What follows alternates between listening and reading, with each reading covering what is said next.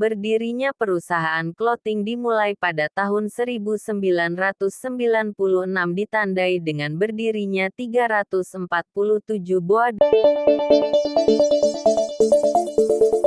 sejarah serta perkembangan perusahaan clothing dan distro di Indonesia. Anak muda memang tidak bisa dijauhkan dari kata fashion.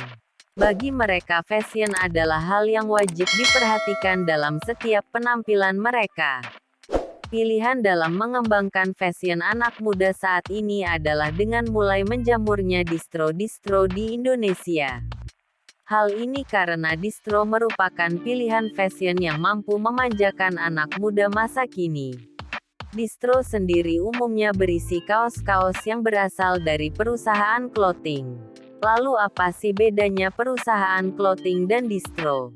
Bagaimana sejarah keduanya hingga saat ini bisnis distro begitu berkembang? Clothing adalah istilah untuk menyebut perusahaan pembuat kaos. Istilah lengkapnya adalah perusahaan clothing yang membuat pakaian berupa kaos di bawah produksi dengan merek sendiri. Jika perusahaan clothing adalah perusahaan pembuat kaos, maka distro adalah tempat untuk menjual kaos-kaos yang dihasilkan dari perusahaan clothing. Distro merupakan kepanjangan atau singkatan dari distribution clothing atau distribution outlet. Distro merupakan tempat titipan produksi barang. Produksi barang ini diterima dari berbagai macam merek perusahaan clothing lokal yang memproduksi sendiri produknya seperti kaos, tas, dompet, jaket, dan lain-lain. Berdirinya perusahaan clothing dimulai pada tahun 1996 ditandai dengan berdirinya 347 Boadrider.co yang sekarang lebih dikenal 347 IT. Pada awal berdirinya perusahaan clothing, barang yang pertama diproduksi adalah kaos. Seiring berkembangnya zaman, kebutuhan dalam menunjang gaya hidup pun ikut berkembang. Perusahaan clothing akhirnya tidak hanya berfokus pada memproduksi kaos, namun juga ikut mengembangkan usahanya dalam memproduksi barang lainnya. Sesuai permintaan konsumen, perusahaan clothing pun memulai untuk memproduksi barang seperti tas, dompet, topi, celana dan aksesoris penunjang gaya hidup lainnya. Istilah clothing ini diambil dari nama lokasi pertama didirikannya perusahaan clothing yakni di Jalan Dago nomor 347 yang setahun kemudian, tahun 1997 disusul oleh Oval Research pada tahun 1997. Pada tahun 1998 ada pula Airplane.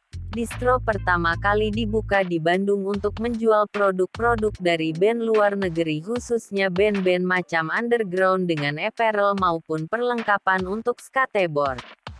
Distro di Jalan Sukasenang adalah awal dari dimulainya penjualan berbagai kaos musik luar dan apparel skateboard.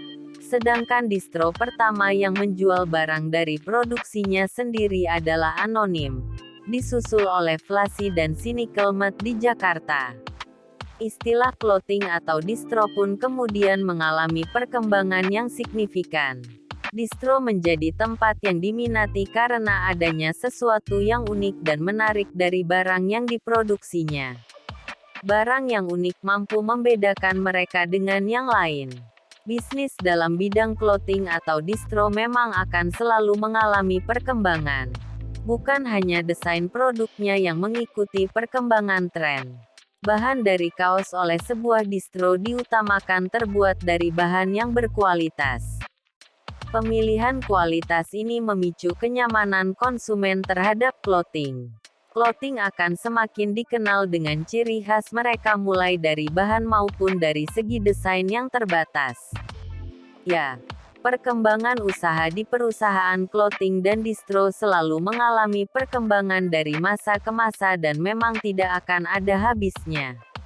Bagi Anda yang ingin memulai usaha, bisnis clothing dan vendor distro ini sangat cocok digunakan untuk usaha Anda. Itulah sejarah dan perkembangan kaos distro di Indonesia.